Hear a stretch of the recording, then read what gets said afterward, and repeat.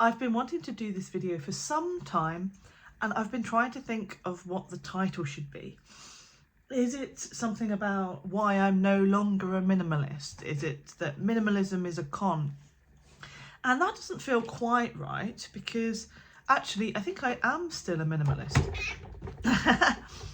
If you watched this channel in the past, you'll know that around about 2017 I was traveling around. I was a digital nomad. I still work digitally, but I am now in a house. And in fact, I was subscribing to the idea of digital nomad minimalism, which was this concept which was around. There was a lot of people blogging about it. And it was the idea that you live nomadically because you work digitally. You are agile, you don't carry very much with you, and that helps you to travel. And because you're not carrying very much with you and you don't own very much, then you can buy the best, get the best thing that's going to have a lifetime guarantee, going to last the longest time. You can afford it because you don't have to afford many things. And it's also a little bit eco, even if the stuff that you buy is maybe high tech or whatever, it doesn't compare to the amount of resources someone would use if they were living in a less minimal way. So the most eco thing you can do is to have less stuff and be buying and replacing less stuff. So have less of it and then replace it less because you've bought something that lasts longer. Now it's 2026 and so says my cat. And it's 2026 and that system is kind of broken, really. And I'm now seeing quite a few people who were writing about this way of living back 10 years ago and blogging about it, like I was, to be saying actually that doesn't work. The consumerism has gotten too crap. The stuff we were buying that was meant to have a lifetime guarantee hasn't worked. It's broken. It's not really all of that eco, and it can't really be easily replaced. And actually it's even for what it is, like expensive, but meant to be good value in the long run, actually it's not good value. So it's not lasting a long time, it's not all of that eco, and it's expensive, but it actually isn't good value. So I kind of wanted to show that I've kind of changed my way that I solve the problem of having stuff. But I kind of just wanted to focus in on a few things that I carry every day. And maybe it's just actually about what I carry in my pockets every day and how I've made that more minimalist, but with an ethical and eco and more good value slant on it. But actually I thought, no, let's just focus on a few things that I carry every day. Let's start with wallets. Wallets is something that we all carry every day, probably, and this is the one I now carry. And the reason that it's useful to mention this is that during my minimalist 2016-17 time, I bought into the idea of the ultra slim wallet. And that was usually something that was just, it was completely flat, they came in different materials. I had one made of leather, and you just slip cards into it, and you can put some, a little bit of paper money in it as well. And I spent quite a lot of money on a minimalist wallet and felt very happy with how minimal it was. But then my use case changed, and I actually wanted to carry a couple of cards and lots of little bits and pieces to stop them hanging out loose in my pocket, like my super cool. This is actually one of the things, by the way, from the minimalist philosophy that has stood the test of time. This is a gadget. This is my charging cable. But other things, lip balm, stuff, as well as my cards that I wanted to be able to keep in my wallet so that I didn't lose them and they weren't rattling around in my pockets, or pocket belt, if you've seen my other video on pocket belts. So my use case completely changed, the way I wanted to use a wallet changed, and suddenly I had this super slim wallet that wasn't useful to me and that had cost me quite a bit, and I was having to give it away in favour of a normal wallet that comes very, very cheap, just a zip pouch.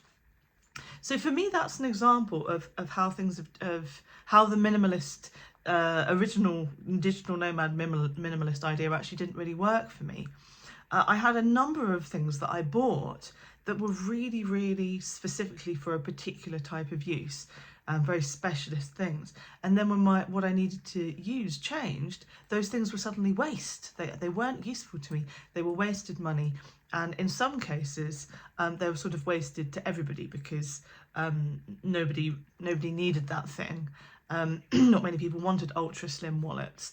That wasn't useful to them. So I actually, maybe gave that away to a charity shop and found out that nobody bought it, no one was interested in it.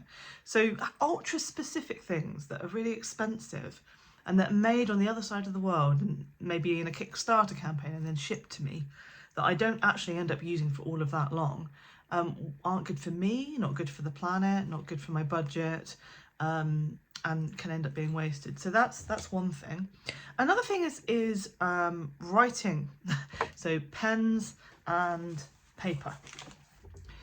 So very commonly in these packing lists, people would have lovely notebooks and really lovely pens. And I love writing, so I like lovely notebooks and lovely pens. I actually do have one super nice notebook, left over from that time period. Really lovely black notebook. But I started to see how this way of doing things wasn't all of that great. Actually, every time I use a notebook, the paper then was manufactured just for me and then it's thrown away. Recycled maybe, but recycling still takes energy. And the covers would be thrown away, and they're normally mixed materials, so they're not recyclable. So I just decided that I would go about being able to meet my writing needs differently. And I've had a few different solutions to this, which are very cheap or zero cost and much kinder to the planet.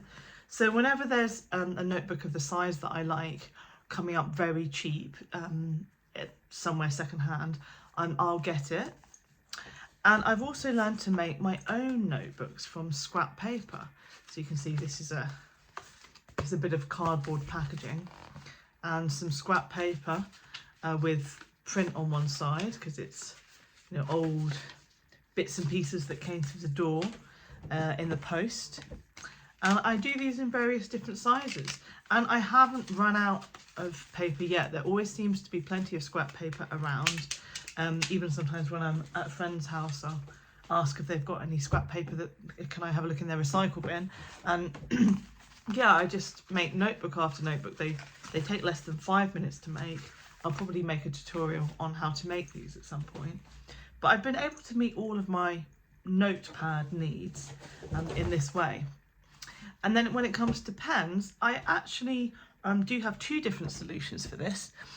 I always wanted to have a really nice pen. It was something I'd always wanted since I was a kid. And after I'd bought a couple of really, really nice pens and lost them, I decided to change my system on how I did things. And you can see video after video on, what's the best pen, and people collecting pens and being part of this EDC culture and everything.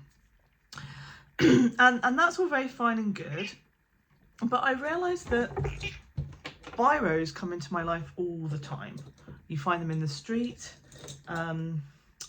they get given out for free at various places, and I found these pens around and about, and they last a really long time. A Bic biro has apparently enough ink in it to fill up between 10 and 20 average sized notebooks, so sort of A5, A6 notebooks, 10 or 20 of those, and one Bic pen.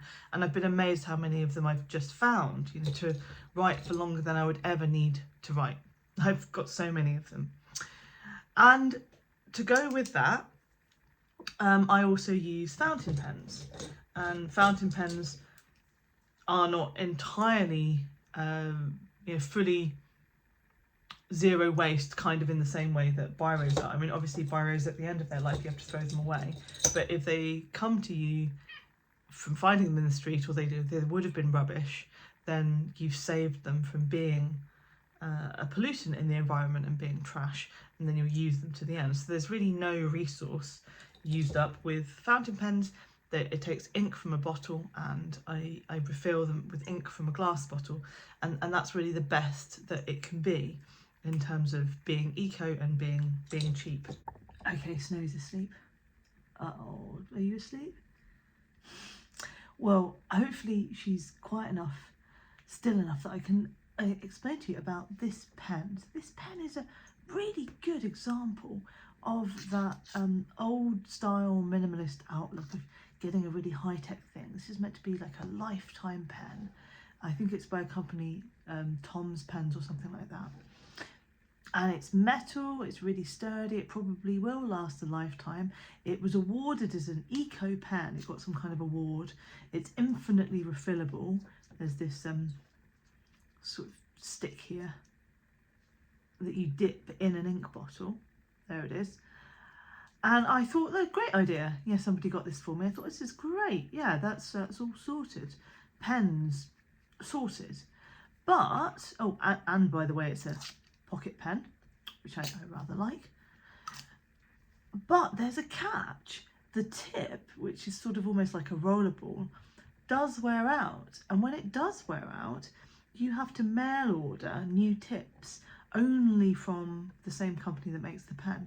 So there's a whole area of a factory somewhere that has to exist so that these tips can be made. I mean, not so with a fountain pen. Fountain pens, the nibs can last, you know, pretty much forever if you take care of them. But that felt like a massive flaw in the plan, and they're quite expensive, these tips, as well. So it's not really a lifetime pen. It just sort of looks nice. The body of it will last forever, but it also creates hassle. You have to remember to mail order these tips, and what if the company doesn't exist when you come around to the point where you need more tips? That can happen too. I've had that happen with some things that I bought that were really specialist 10 years ago in my digital nomad minimalism ethic phase. I wanted to move on to some item that I carry every day that I basically didn't used to carry. It's something which I never saw on an everyday carry list or on a minimalist packing list, and it is a handkerchief. I've got one in cotton in a Chinese print. And the reason I mention this is it represents a whole area of digital nomad minimalism. It represents a whole area of digital nomad minimalism that I ended up really not liking. And that's the idea that you can travel with almost nothing, but it means that you're relying on a lot of disposable stuff. So carrying a handkerchief with me, I never really need to use tissue. I can, you know, wrap up some biscuits in it if or a sandwich or something if I need to take those. I can wash it on the go, or I can, when I'm at home, throw it in the wash, and I have a few of them, so I can do that. And it means that I don't need to use loads of disposable items. And I think that for me, carrying a handkerchief really represents no longer being part of minimalist, apparently eco-culture, which actually covers up using a lot of disposable stuff. So there you have it. 3 everyday things that I carry with me: notebooks, a wallet, a handkerchief, and they all really transcend something that was problematic about digital nomad minimalism of old. So this is about having a more generic and versatile wallet instead of going for something ultra slim that only can be used if you're using a wallet in one specific way. And there's many times that I found myself, you know, finding the perfect bag or the perfect high-tech such and such, and then having to discard it and get a different one because my use case changed. Then there's, you know, notebooks, writing, going to pretty much zero cost, no longer being kind of conned into using lots of disposable items so that you can travel light and feel that you're, you know, treading lightly, even though actually you're treading quite heavily because you're not carrying stuff, but the planet has to carry the load that you're not carrying. One final thing, if you've managed to make it this far, I spent years looking for the ultimate pocket pen. I had the Fisher Space pen, I lost that. That was a very, very expensive pen that I lost, but it just borrowed a little hole in my pocket and then disappeared through it. Or maybe it's in space now. But after many years of looking for the ideal pen and spending a fair bit of money for a pocket pen, I discovered. Turns out you can just cut a normal pen in half. I hope you needed to know that. I did.